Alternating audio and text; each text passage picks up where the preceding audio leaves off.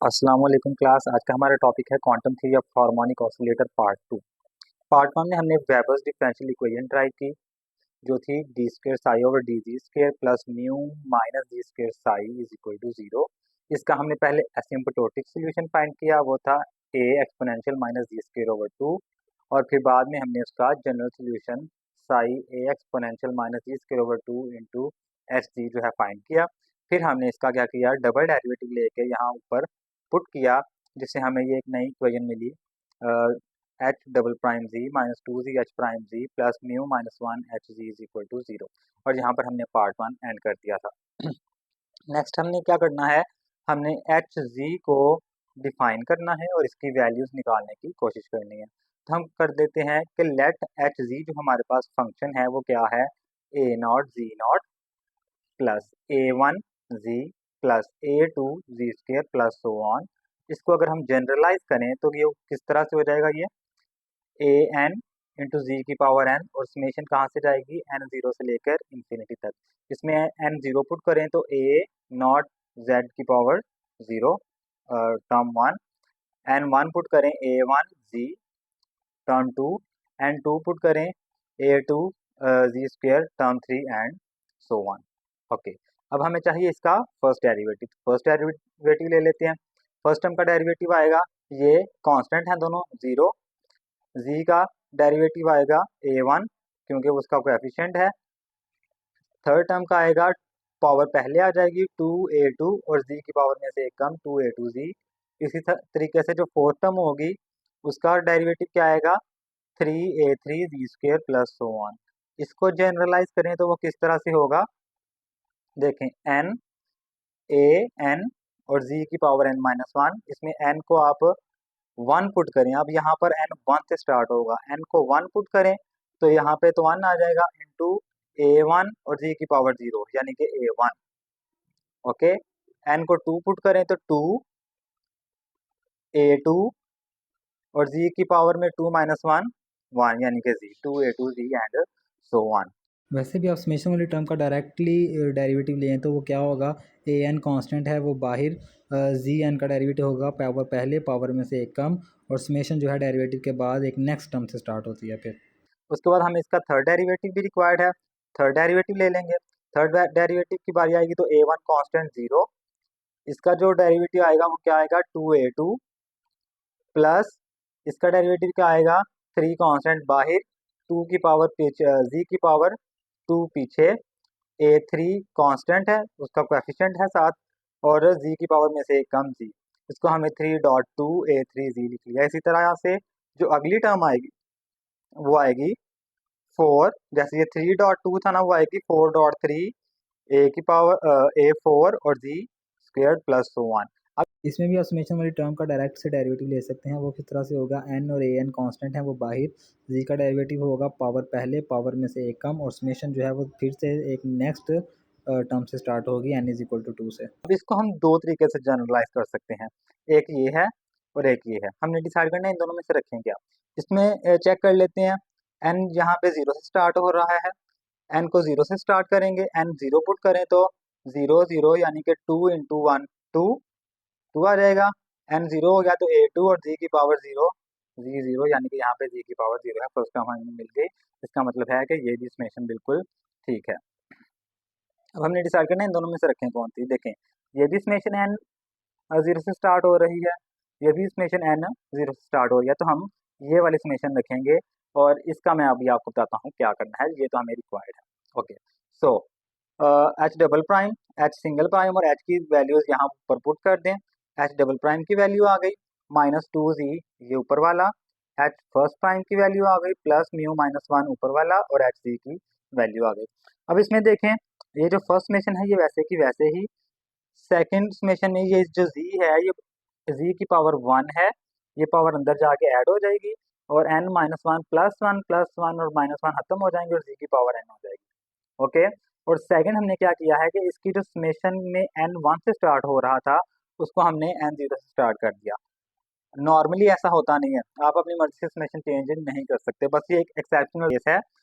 क्योंकि इसमें देखें, एन को आप जीरो से स्टार्ट करें तो एन जीरो पूरी टर्म जीरो हो जाएगी, और इसके पीछे प्लस ज़ीरो जो है वो हम राइट कर सकते हैं अपनी मर्जी से। इसका मतलब है कि इस पर्टिकुलर केस में समेशन को चेंज करने से कोई डिफरेंस नहीं आ रहा, तो हमने इसको एन जीरो से स्टार्ट कर दिया। अब देखें समेशन तीनों में से कॉमन आ जाएगी, समेशन तीनों में से कॉमन आ गई और जी की पावर एन, जी की पावर एन, जी की पावर एन भी तीनों में से कॉमन आ गई। अंदर बचेगा n plus two into N plus one और a two the base n plus two minus two ये वाला और एन और a two the base n, g n common आ चुका है, म्यू माइनस वन और समेशन भी कॉमन आएगी, जी एन भी कॉमन आ गया, ए एन बचा is equal to zero. Next step में देखें, इसमें ए एन है और इसमें ए एन है, दोनों में से ए एन कॉमन आ जाएगा, उन दोनों में से ए एन कॉमन आ गया और साथ माइनस भी कॉमन आ गया और बाकी सारा वैसे का वैसे। Is already proven by the mathematicians के समेशन के अंदर वाली भी चीज़ फिर जीरो होगी। तो हमने अंदर वाली पूरी टर्म को जीरो रख दिया, ये माइनस वाली टर्म इधर आके प्लस हो जाएगी और ये एन इधर a two the base n plus two से डिवाइड कर जाएगा और ये n plus two into N plus one दूसरी तरफ जाके डिवाइड कर देगा। ठीक है, उसके बाद हम इसके ऊपर लिमिट लगा देंगे under limiting condition when n approaches to infinity. जब एन इन्फिनिटी को अप्रोच करेगा, इधर लिमिट लगा दी, तो ये सारी टर्म का आंसर आएगा टू ओवर एन। देखें किस तरह से, इधर से देखें एन कॉमन आ गया इधर से, इधर बचेगा two minus mu over n. आपको पता है जिसमें ना हो उसमें कॉमन लेके हम डिवाइड कर देते हैं, plus one over n over इसमें से भी एन कॉमन, इसमें से भी एन कॉमन, तो n square into one plus two over n और one plus one over n. Okay, अब जब लिमिट इन्फिनिटी को अप्रोच करेगी, एन अप्रोचेस टू इन्फिनिटी, तो देखें समथिंग ओवर इन्फिनिटी, ये भी जीरो हो जाएगा, ये भी जीरो हो जाएगा, ये भी जीरो, ये भी जीरो, क्या बचेगा two n over n square, two n over n square, तो ये वन एन से कैंसिल, तो टू ओवर एन इसका आंसर आ जाएगा। सो अंडर लिमिटिंग कंडीशन इसका आंसर आ जाएगा टू ओवर एन। उसके बाद हम एक ऑलरेडी प्रूवन रिजल्ट जो है वो यूज़ करेंगे। वो क्या रिजल्ट है कि अगर एक फंक्शन है जो एक्सपोनेंशियल वाई स्क्वेयर है, उसके ऊपर अब हम सेम मेथड लगाएं जिसको फ्रोबिनियस मेथड कहते हैं, तो उसकी जो ए N plus two over A N की लिमिटिंग कंडीशन में आंसर आएगा उसका भी टू ओवर एन ही आएगा। तो इसका मतलब है कि दो फंक्शंस जिनका सेम मेथड से सेम आंसर आ रहा है, तो हम उससे क्या इंटरप्रेट कर सकते हैं कि दोनों फंक्शंस सेम है। तो इसका मतलब है कि जो हमने एच जी लेट किया था वो इक्वल है एक्सपोनेंशियल वाई स्क्वेयर, लेकिन ये हमारा जो फंक्शन था हमने जी में लेट किया था, तो इसमें भी हम वाई की जगह जी रिप्लेस कर देते हैं, तो फिर h g is equal to e की पावर जी स्क्वेयर। अब हमारा जनरल सोल्यूशन है वो किस तरह का हो जाएगा, psi g x a exponential minus g square over two और साथ एच जी की वैल्यू आ गई। ओके, अब ये भी एक्सपोनेंशियल है, ये भी एक्सपोनेंशियल है, दोनों की पावर ऐड हो जाएगी, exponential minus g square over two plus g square exponential minus g square, two LCM ले लें और प्लस टू जी स्क्वेयर, तो आंसर आ जाएगा two g square minus g square over two. So हमारा general solution आ गया psi g is equal to a exponential g square over two. अब हमने डिटर्मिन करना है इस ए को, ए की वैल्यू को, वो हम किस तरह से करते हैं, by normalisation condition. Normalisation condition लगा दें, नेगेटिव इन्फिनिटी से positive infinity, psi star psi d x equal to one. ये जो साई था ये इन टर्म्स ऑफ एक्स था, ये इन टर्म्स ऑफ एक्स है, हमने जो साई लिया है वो इन टर्म्स ऑफ जी है, तो उसको जी से रिप्लेस कर देंगे, लेकिन डी एक्स तो सिंपली डी जी नहीं होगा, वो हमने क्या किया था जब हमने लेट किया था, let g square is equal to lambda x square. Okay, और यहाँ से हमने वैल्यू निकाली थी डी एक्स की, वो क्या थी d g over square root lambda, वो डी एक्स की वैल्यू यहाँ पे पुट करेंगे d g over square root lambda. Okay, और यहाँ पर जो हम साई लेंगे वो हम ये वाला फंक्शन लेंगे, ये वाला फंक्शन लेंगे। ये क्यों लेंगे मैं आपको बताता हूँ ये क्यों लेंगे, फिलहाल आप देखें कि अभी हमने यहाँ पर एच जी की वैल्यू पुट नहीं की। ओके, सो ये साई जी की वैल्यू हमने पुट कर दी, उसका स्टार ले लिया ए स्टैरिक, क्योंकि ए का हमें नहीं पता इसमें कॉम्प्लेक्स नंबर आ रहा है या नहीं, तो ए स्टैरिक एक्सपोनेंशियल माइनस, क्योंकि ये देखें इसमें आयोटा नहीं है, सो ये ऐसे का ऐसे ही आ जाएगा, और एच भी हमें नहीं मालूम कि ये रियल है या इमेजिनरी है, सो इसके ऊपर भी स्टैरिक आ जाएगा। तो ए इंटू ए स्टैरिक क्या हो जाएगा, ए मॉड स्क्वेयर एक्सपोनेंशियल, ये देखें माइनस जी स्क्वेयर और माइनस जी स्क्वेयर दोनों ऐड हो जाएंगे, minus g square over two minus g square over two, two LCM लेंगे, minus g square exponential minus two g square over two, two two से cancel, exponential minus g square, so exponential minus z squared h z into h z prime और D g over square root lambda अपनी जगह पे। ये H Z और H Z prime क्या हो गया, mod square. A mod square constant है, स्क्वायर रूट लैम्डा भी कांस्टेंट है, दोनों बाहर आ गए और इंटीग्रेशन में बच गया exponential minus g square h z mod square d g is equal to 1। अब ये जो सारी इंटीग्रेशन है इसको भी अलग से सॉल्व करने की जरूरत नहीं, इसको आप लिख सकते हैं using generating function of Hermite polynomials. इस पर्टिकुलर इंटीग्रल का आंसर आता है टू की power n into n factorial square root pi. So ये जो इंटीग्रल की वैल्यू है आप डायरेक्टली ये वाली वैल्यू यहाँ पर पुट करें तो आपके पास आंसर आ जाएगा स्क्वायर रूट लैम्डा दूसरी तरफ जाके मल्टीप्लाई हो जाएगा और यहाँ से हम ए की वैल्यू निकालेंगे। ए की वैल्यू आ जाएगी 1/2 की power n into n factorial square root lambda और पाई का हमने इकट्ठा कर दिया और यहाँ पे ए का स्क्वायर था तो स्क्वायर रूट सारे के ऊपर आ गया। सो अब क्या हुआ, the eigen function of quantum harmonic oscillator वो क्या बन गया है, psi g okay two the subscript n और साथ ए की वैल्यू ये सारा ए को रिप्रेजेंट कर रहा है into exponential minus e square over two और साथ हर्माइट फंक्शन जो हमने डिफाइन किया था। अच्छा अब बात आ जाती है कि इसकी हमने वो वैल्यू क्यों नहीं पुट की, इसको हमने जब ए की कैलकुलेशन में क्यों नहीं रखा, क्योंकि देखें कि जब हमने इसकी वैल्यू पुट करके जो जनरल सोल्यूशन निकाला साइज वो क्या आया था, a into exponential g square over two. अब इसमें क्या है, जब z इंफिनिटी को अप्रोच कर रहा है तो हमारा जो साई है वो भी इंफिनिटी को अप्रोच कर रहा है, विच इज़ नॉट एक्सेप्टेबल, ये एक्सेप्टेबल नहीं है, साई को इंफिनिटी को अप्रोच नहीं करना चाहिए।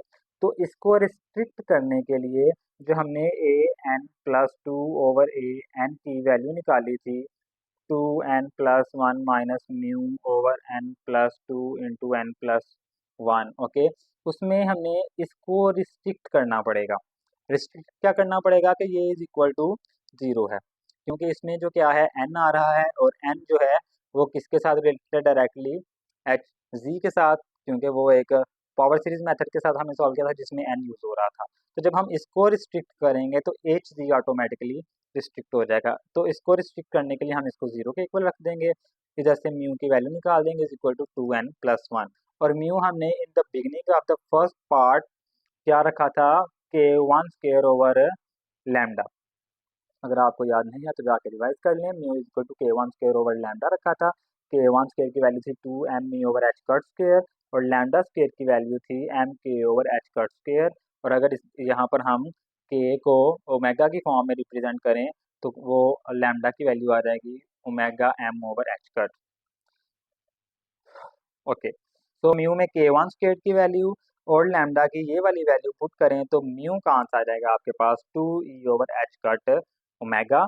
यहाँ से एच कट ओमेगा दूसरी तरफ जाकर मल्टीप्लाई करेगा, टू जो है वो इस तरफ आके डिवाइड करेगा और टू जब आके डिवाइड करेगा तो इसके नीचे से टू खत्म हो जाएगा और वन ओवर टू यहाँ पे आ जाएगा। तो ये आपके पास आ गया आइगन वैल्यूज, ठीक है, ये आपके पास आ गई आइगन वैल्यूज। अब देखें ये आया है आइगन वैल्यूज का relation for quantum harmonic oscillator.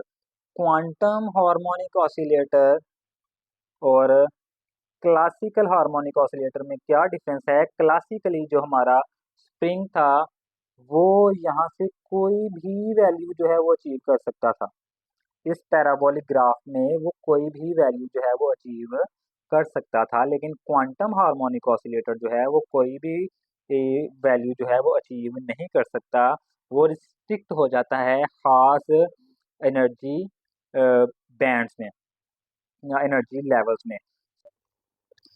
इसमें नोटिसेबल बात यह है कि for N is equal to zero हमारी जो एनर्जी है वो क्वांटम हार्मोनिक ऑसिलेटर की वो ज़ीरो नहीं है। For N is equal to zero जो ई नॉट है वो है हाफ एच कट ओमेगा, जिसको ज़ीरो पॉइंट एनर्जी कहते हैं। इसका मतलब ये है कि क्वांटम हार्मोनिक ऑसिलेटर की एनर्जी कभी भी ज़ीरो नहीं हो सकती। So this was the complete scenario of quantum harmonic oscillator.